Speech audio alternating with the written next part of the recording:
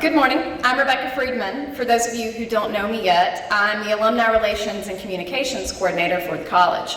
This means that in addition to being a student, I also send out SLIS's alumni communications. So when you new alumni start getting e-newsletters from me, just remember, I will know if you mark me as spam.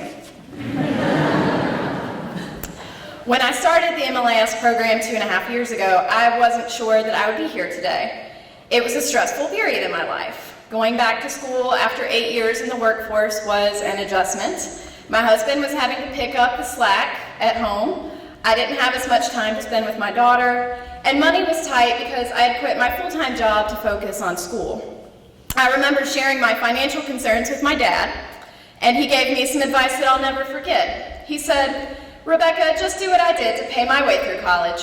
Work part-time at the Hardee's on Rosewood Drive." There's probably some alternate universe where I took that advice and worked my way up to become a powerful cheeseburger tycoon. But in this universe, I was worried I'd made a huge mistake. Many of you were probably in the same boat as me. It's easy to doubt yourself when you're changing your life course, especially when you've got a spouse, a kid, a mortgage, and enough student loan debt to actually buy the Hardee's on Rosewood Drive. What if I flunked out?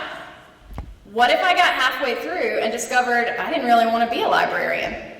I'd left my newspaper career to do this. Now, granted, Forbes ranks newspaper reporter as the worst job in America, and that's on a list that includes lumberjacks and the people who spray your crawl space for bugs. But I really needed to know that this degree would help me land a good job. And since my boss is here today, I did in fact land a great job. So, needless to say, I was a mess my first semester. But slowly, things began to change. You all know what it's like when you get through your core classes and you finally have the freedom to explore the things that really interest you. You learn the basics and then you start to see the big picture. That happened to me. And I realized that librarians do much more than sit at a reference desk. There was a quote that was floating around on the internet around that time from some guy named David Lankus, whoever that is. And it said, "To be a librarian is not to be neutral or passive or waiting for a question. It is to be a radical positive change agent within your community." I remember reading that and thinking, that's what I want to do. And as I got further into my degree, I realized that's what SLIS was preparing us for. You see, when I wrote my application essay about why I wanted to be here, I wrote about my great-grandfather, Willie Lee Buffington, and how I wanted to be like him. He wasn't a librarian, but he did something that I think earned him a spot among us. Willie lived in Edgeville, South Carolina, during an era when libraries were segregated.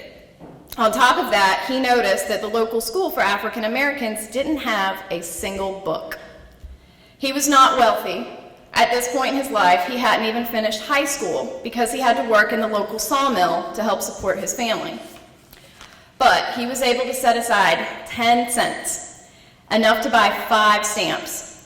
And he mailed 5 letters to 5 churches, selected at random, asking if they could help. 4 of the churches ignored him. But the 5th one in Harlem, New York, sent so many books, over 1,000 of them, that there wasn't enough space for them all in the school. So Willie and the community built a log cabin library to house the rest of them. And they named it the Faith Cabin Library because they said all they had was faith. That was just the beginning. Eventually, there would be 26 Faith Cabin Libraries in South Carolina and 50 in Georgia. Dr. Lankus says that libraries improve communities, and he's right. Libraries, like the ones my great-grandfather established, empower people. And the work that we do as librarians gives people a chance at success that they may not otherwise have. We make a difference. You can see it in our literacy initiative, Cocky's Reading Express, which teaches kids in Title I schools that reading is fun.